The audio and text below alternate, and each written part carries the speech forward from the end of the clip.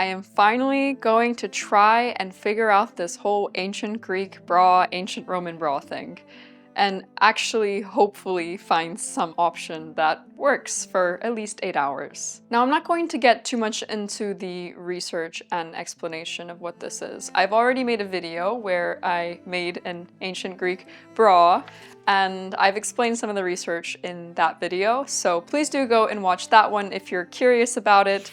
But basically, the TLDR, is that the acronym? I'm really bad with acronyms. Is that there is some evidence that ancient Greek people and ancient Roman people may have worn a sort of bra, which was known as a strophion or strophium. Now, it's not really understood in which context these were worn, whether it was just for bathing or for sports or for some other activities, but I am very curious about the practical applications of these bras, which is essentially a piece of fabric that somehow gets wrapped around your body. And in the last video that I made, there were a lot of comments with different suggestions of ways that maybe it could work better, because in my experiment, it didn't work very well. I think I only could wear it for maybe a few hours, and then it got really annoying and I ended up just taking it off. So I've taken off the strophion now and I feel much freer. It feels like, you know, I don't have this slipping constant thing on me, slowly falling, so now I feel like I can properly enjoy my hike. That means that for the next 7 days, I'm going to be indulging in a little experimental archaeology, my favorite. Now, I have to give a few warnings about this experiment because it is not as safe as you would think to basically wrap up your bust and just go about that with the day. There is medical evidence that says the bust binding can cause physical injury, and so I need to be very careful and deliberate with how I do this experiment. And I know that some people are going to say this is ridiculous, but please just go and Google some of the risks and you'll see what I mean. It's actually quite serious. So I need to be taking it seriously as well. Some other precautions that I'm taking is that I'm listening to my body, and so if it gets to a point where it's not comfortable anymore, I'm not going to push myself. The whole point of this week is to not push myself to wear the garment for an entire day, but rather to find an option that is both comfortable and also stays up for the 8-hour duration. I'm not liable for any injuries that might be caused by this. Just saying that for legal purposes. And so for the first day, I've now got a piece of wool that's cut on the straight of grain, and it's very long, and I've cut it a bit thinner. And now I'm going to wrap it on myself over a shift just to show you the general way that it looks. And then after that, off camera, obviously, I'm going to be putting it on just directly to my body, which means that if you're here for other reasons, everything that I'm showing is going to be very social media appropriate, so do not watch this video if you are here for something else. Alright, so the only problem about this is I have no idea where to clip my mic, so I'm going to try and clip it at the waist of my ishtan, which are these Volga Tatar trousers that I made. Alright, so I think I will start by wrapping it like this, maybe twisting it a little, because someone did say that the word strophion in ancient Greek means something about a twist. I know this looks super small and like it's barely doing anything, but it actually is providing some support. And again, I do not have a large bust, so for me, the experience is going to be very different than for someone with a larger bust, of course. But I still do find that I sometimes need support. It is now 2:37, so I'm going to see if I can make it until 10:37, 38.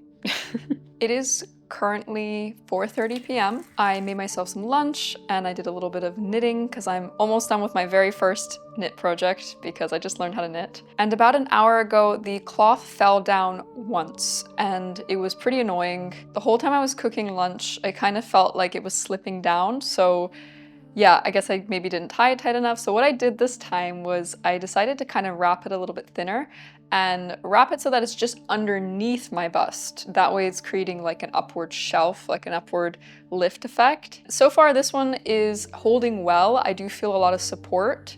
What I'm not feeling is comfort. I guess it's kind of like with bras, no one likes the underwire. So I'm not the happiest with this option, but I feel like experiments often go like this. You basically don't get the result you want many, many times, and then maybe if you're lucky, you'll get one result that you want. And maybe more, you never know. So before I continue on with this experiment, I would like to thank the sponsor of today's video, which is Heyday. They help to make videos like this one possible. Growing up, I absolutely loved playing whimsical farming games. face. And so I felt instantly drawn to Heyday, especially as someone who is also very passionate about organic gardening in real life. Heyday is a free to download game available on iOS and Android, and with Heyday you can build and design a beautiful farm of your dreams from the ground up, with endless ways to personalize it.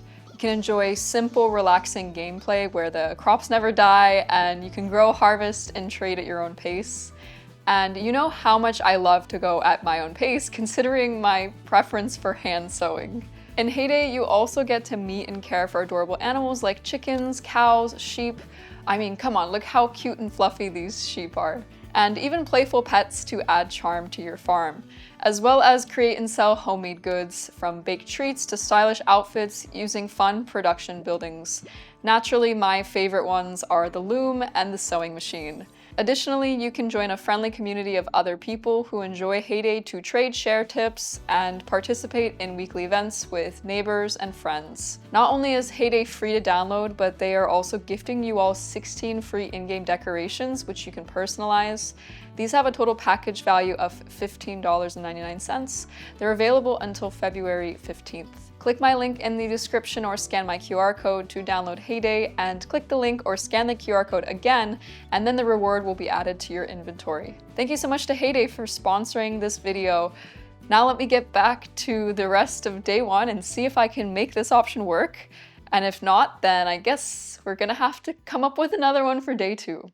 I have just removed the strophion. It fell down right about when the time to take it off was, so that was good timing. I would actually say it held up pretty well once I retied it to be kind of underneath my bust rather than being on the bust. In the end, I actually got pretty used to it as well. As I was doing my day, I ended up doing a little bit of computer work for my job, and then I did some sewing for a project that I'm working on. And I kind of forgot about it. I sort of forgot that I was wearing it, which I think is what we want. When I did take it off though, it was a big relief. I was really grateful to not be wearing it anymore. But yeah, I would say day one was not too bad. I think there will probably be days that are harder. And I feel like I just haven't quite mastered how exactly they were wrapped or tied, because there's this person on Reddit that did this a while back and they tied it so beautifully, and I have no idea how they did it. I have quite a different tying method for tomorrow, so we'll see if that's any better. Good night. See you all for day two.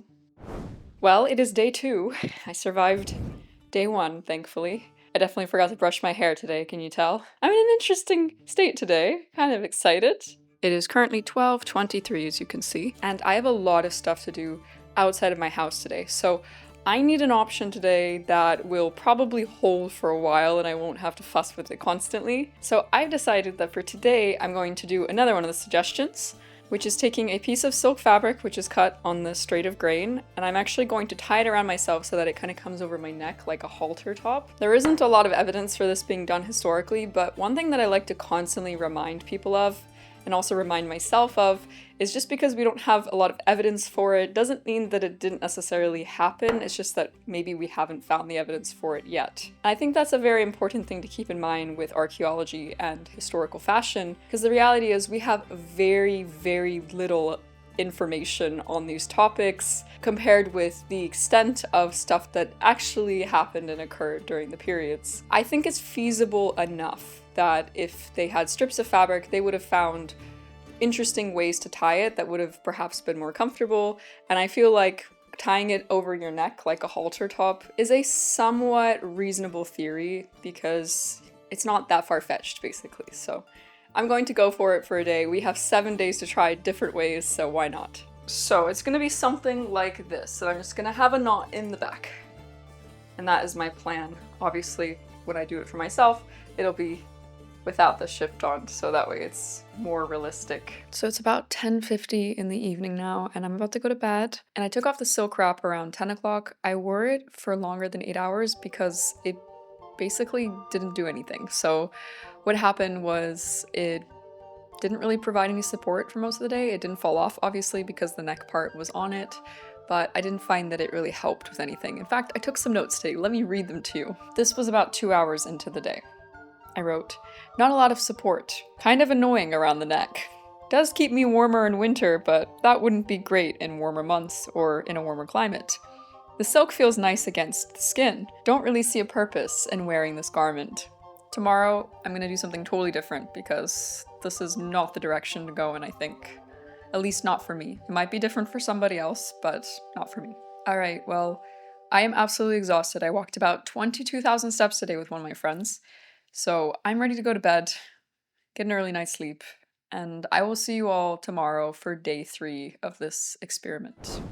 It's day 3. I've survived days 1 and 2, yay! So far I feel like I haven't really cracked this. I haven't really figured out what is going to work, and I really want to be able to by the end of the week. So I decided to do something quite different today, and that is to cut some wool on the bias. For those of you who don't sew, cutting something on the bias is when you cut a fabric at a 45-degree angle from the self edges, which are the pre-woven sides of fabric when you buy it. And what this does is it creates a little bit of stretch to the fabric. And mind you, the fabrics that I buy, they don't naturally possess very much stretch because they don't include any materials like elastic or elastane or one of those types of materials that tends to give a little bit more stretch to a fabric. So when you cut a fabric like this on the straight of grain or cross grain, it just doesn't stretch like it would on the bias, which is why for things like sleeves, for instance, you want to cut things on the bias because then when you move your elbow, you're actually comfortable. There's a little bit of give to the fabric. And there were a lot of great suggestions in my last ancient Greek bra video where people had said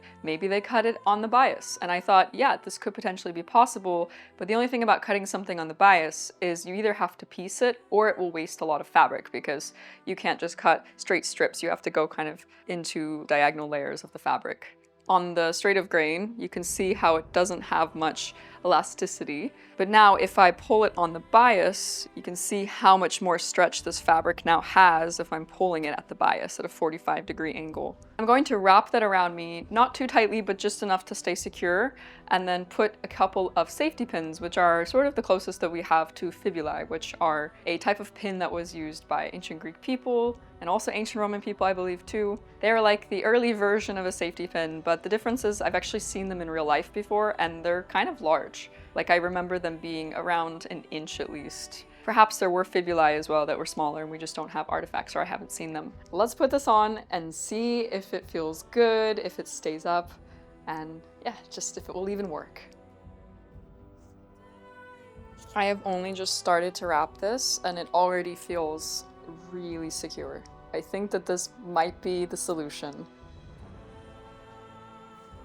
This feels by far the best, also because of the wool. The material kind of sticks to itself a little bit, and they did have wool in ancient Greece and ancient Rome, so this would have been feasible. It is currently 3:19, so you can see I can put my hand under here, so I'm just wrapping it enough so that I can feel more of the pressure on my bust area, but not as much around the rest of the surrounding. Let's see if this works. It is now about 11:38 p.m. and I've just removed the strophion about 15 minutes ago, and today I think was a success, and I'm so glad that we had one success because I really wanted to figure this out, and it's so defeating to try and experiment and just keep failing at it again and again and again and not find something that works.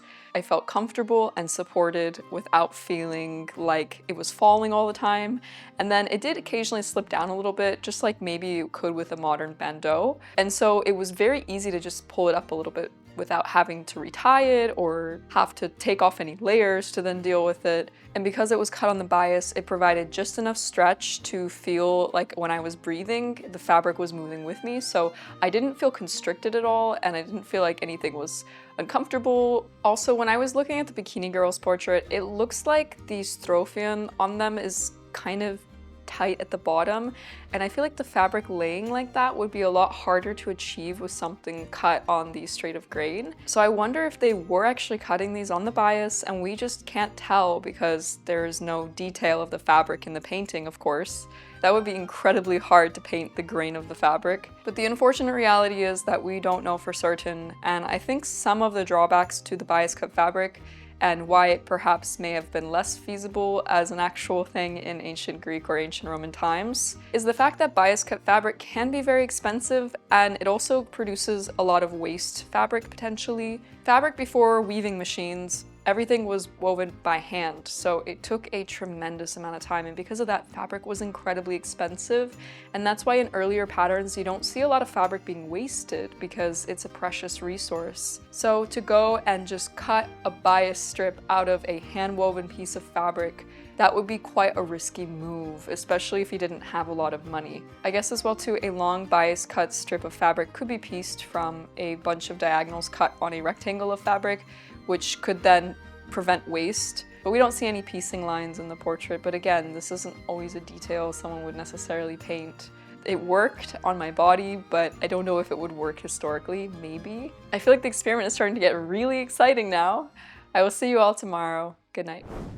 Welcome to day 4. It's around 2 p.m. at the moment, and shockingly, it's a little bit sunny today, so I think I'm gonna go for a nice walk. I'm going to try cutting linen today on the bias, and then twisting and tying it rather than pinning it to see if that makes a difference. So I have this white handkerchief weight linen, which I did not iron, and I'm going to cut some out on the bias. That way I can create a strip to be able to tie around me.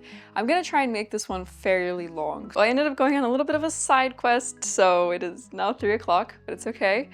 I've now put together the strip as well. I ended up ironing the fabric because it was too hard to work with without ironing it first, and I cut out 2 strips on the bias and then stitched them together at the top with back stitches. And it created this beautiful long strip. Oh no. I didn't think about this.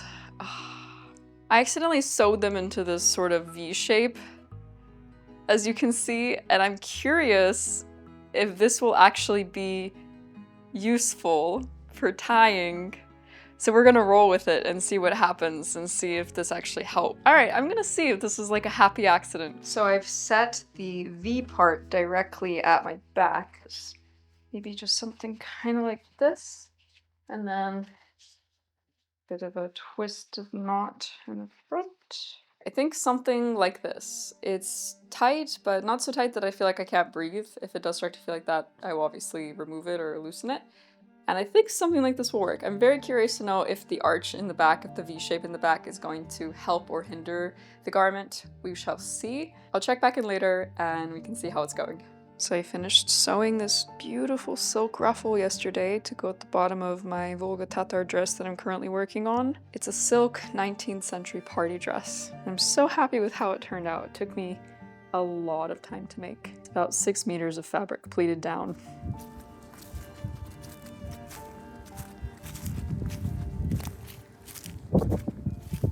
I had to take off the bra about 10 minutes ago. I removed it after about an hour and a half because it's about 4:45 at the moment.